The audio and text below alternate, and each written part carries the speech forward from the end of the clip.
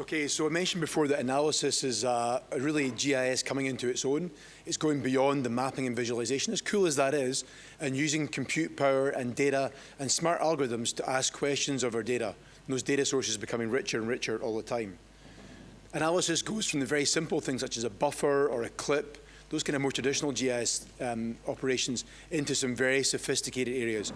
And that area is advancing very rapidly. One of the areas I want to call out specifically is the AI, so artificial intelligence, specifically the deep learning and machine learning. We've seen a little bit of that so far. We're going to see more of that in the next couple of segments. That data science area really is expanding rapidly, and it's something I'd encourage you to talk to your counterparts in other parts of your organization and see what opportunities there are to enable them with these sorts of tools to carry out their work.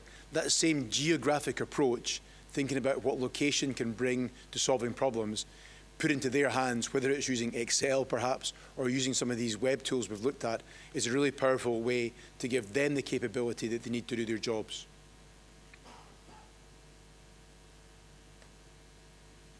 Another area that's growing, no pun intended, is big data. So big data, we're seeing more and more of it coming through, whether it's repositories for information that's coming from sensors in real time, or stuff we're doing on the back of analytics. We were in the Auckland event 2 days ago, and we saw a data set that had 72 billion rows in it. That's a lot. It doesn't fit in a shapefile. So we have to change how we think when we deal with big data, truly big data. The approach in this case is actually to move the analysis to the data set. So with tools like GeoAnalytics Engine, we can take the capabilities, those analysis capabilities that we expect to see inside of our ArcGIS tools, and run that within the data set itself. So it's a radical change to how we would do analysis on big data sets, but it's the most efficient and effective way to do it. Another area of rapid innovation is in the real-time analytics space. So this is where we're bringing in information which is changing in real time, either through Velocity, which is the SaaS offering, the cloud offering, or through GeoEvent, which is the ArcGIS Enterprise offering, bringing that in with a connector, having triggers happen in real time, tell me when this and this are nearby, tell me when this dot moves outside this geofence, and then capturing the information that's been streamed ongoing so we can do analytics and pattern analysis on the longer trends.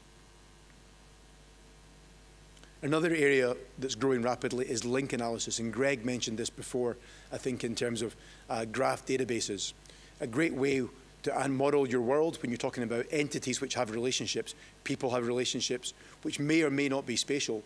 The ArcGIS Knowledge extension to ArcGIS Enterprise allows you to model these entities. It came originally from the intelligence world, but it's got all kinds of applications from pest control to asset management and so on. And we're keen to see how you can use these tools going forward.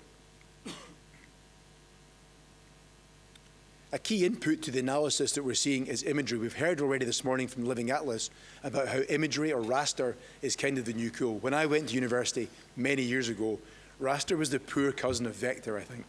I think that's changed. I think that now with the advent of easily accessible satellite information, drones, aerial capture, oblique imagery, and including the capabilities that we have for analysis and storage of these data sets, raster is now really coming into its own. And it's a really rich source of information that we can do analysis on. To look at imagery in focus, I want to pass across to Boudewijn and to Jess.